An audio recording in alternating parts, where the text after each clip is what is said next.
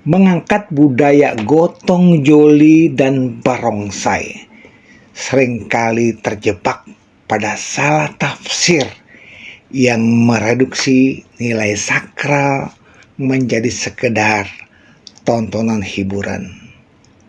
Mengupas atas makna filosofis di baliknya sangat penting untuk mengembalikan spiritualitas secara sejarah akulturasi yang sesungguhnya di tengah masyarakat.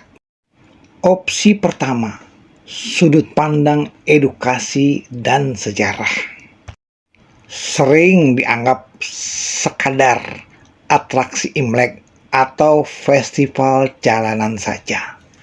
Faktanya, gotong joli dan barongsai adalah simbol akulturasi yang syarat dengan ritual-ritual dan penghormatan leluhur. Opsi kedua, sudut pandang kontroversi, menggugah pikiran. Berapa banyak dari kita yang bersorak kagum melihat barongsai, namun tak sadar bahwa kita sedang menonton sebuah ritual. Mari luruskan salah kaprah ini.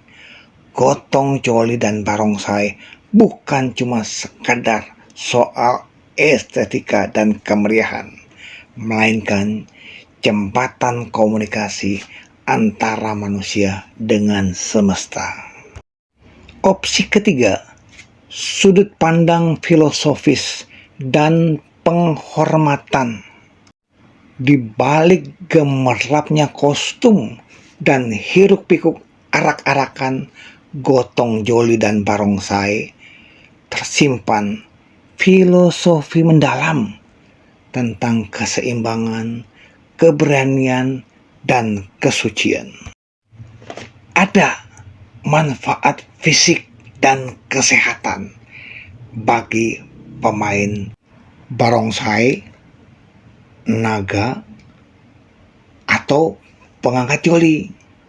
Menahan berat beban secara konstan, memperkuat otot inti kaki dan bahu, meningkatkan stamina, gerakan melompat dan bermanuver dalam barongsai, menguji daya tahan, melatih refleks. Pemain barongsai dituntut memiliki koordinasi motorik mata dan kaki yang sangat cepat. Lalu, ketangkasan tubuh, gerakan akrobatik, melatih kelenturan tubuh secara ekstrim.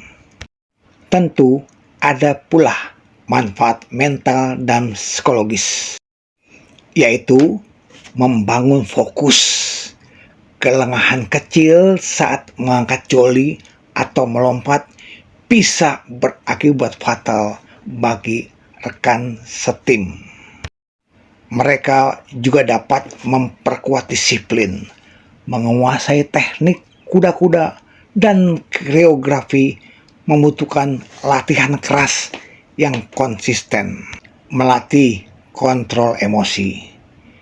Pemain harus tetap tenang dan presisi di tengah hiruk-pikuk suara petasan dan suara penonton. Meningkatkan kepercayaan diri, tampil memukau di hadapan publik, mengikis rasa cemas dan demam panggung. Manfaat sosial dan komunitas, kerjasama tim, solidaritas. Kunci utama keberhasilan tradisi ini adalah menyatukan ritme gerak antar individu menjadi satu kesatuan. Bapak, Ibu, saudara yang berbahagia, komunikasi tanpa kata. Pemain depan dan belakang barongsai harus saling membaca bahasa tubuh demi keselamatan. Mempererat akulturasi. Kegiatan ini seringkali melibatkan lintas etnis dan agama, memperkuat toleransi di masyarakat. Tentu juga sebagai pelestarian budaya, menjadi garda terdepan dalam menjaga warisan leluhur agar tidak punah ditelan zaman. Sekarang kita lihat manfaat spiritual dan filosofis. Bentuk pengabdian atau bakti. Bagi pengangkat coli, tugas tersebut dinilai sebagai bentuk penghormatan tulus kepada para dewa dan leluhur. Lalu, sebagai penyelarasan energi, memainkan barongsai dipercaya menyebarkan energi positif dan mengusir energi negatif dari lingkungan sekitar. Yang tak kalah pentingnya adalah refleksi kerendahan hati, menunduk di dalam kostum atau memikul beban bersama, mengajarkan manusia untuk menekan ego pribadi. Mengarak barongsai bukan sekadar parade budaya lokal, melainkan instrumen strategis yang membawa dampak besar bagi kemajuan bangsa dan negara. Yang pertama, diplomasi budaya dan reputasi internasional. Kebebasan perayaan barongsai menunjukkan kepada dunia bahwa Indonesia adalah negara yang demokratis, inklusif, menghormati hak asasi manusia. Daya tarik pariwisata global. Festival barongsai skala besar seperti Cap Gome menarik ribuan wisatawan mancanegara yang meningkatkan devisa negara. Lalu, diplomasi internasional. Tim barongsai Indonesia yang kerap menjuarai kompetisi dunia memperkuat posisi dan nama baik Indonesia di panggung olahraga dan budaya internasional. Kedua, perekat persatuan nasional. Simbol akulturasi barongsai di Indonesia kini tidak hanya dimainkan oleh etnis Tionghoa, tetapi juga melibatkan pemuda dari berbagai macam suku dan agama. Peredam konflik sosial.